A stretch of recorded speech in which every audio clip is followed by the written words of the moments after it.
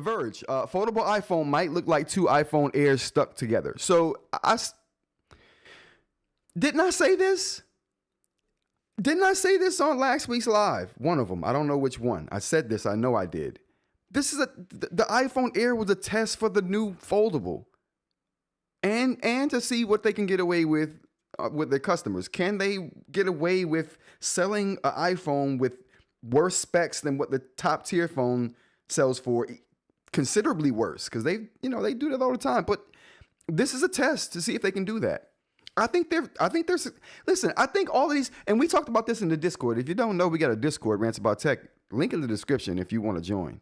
But we talked about this in the Discord, me and Aaron. Morning, Aaron. How's it going? I was just getting to you, Aaron. Morning. Thanks for joining the show. Me and Aaron talked about this in the Discord about how oh man, what conversation were we having about the iPhone? But the point of the matter is,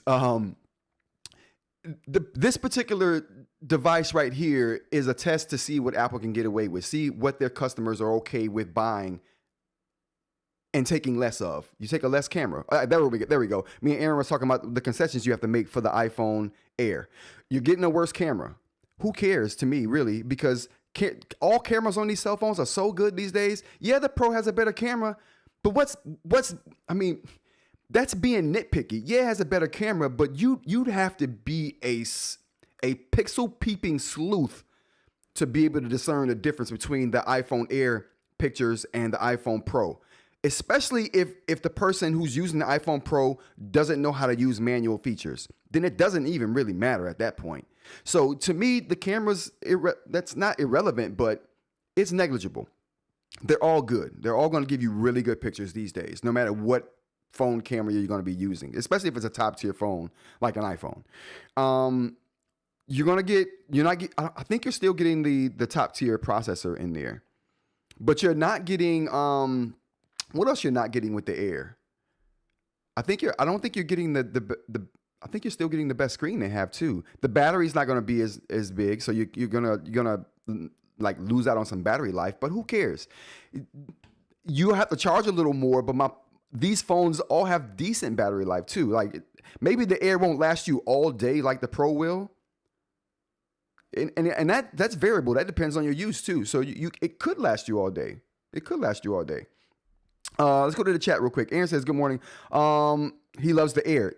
I think everyone who got the Air loves it. I think the people who got the Pro are the ones who are a little bit sore. I put out a short this morning talking about that. So you guys check that short out. Support your boy. Morning, DeRock. How's it going? Thanks for joining.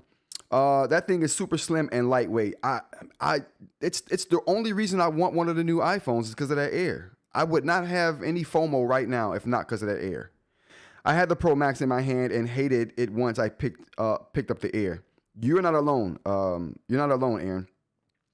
Us Samsung folks had this experience maybe 5 years ago. All true for foldable users. It's worth the last gen camera, processor, and battery life. There you go. That's what I'm saying. I agree with these phones are so good these days till you can get away with the last gen specs on these new phones, especially considering some people use their phones for 3 years and they still happy with them. So getting last year's specs is still better than most people have gotten their phones. You know what I'm saying? The majority of people.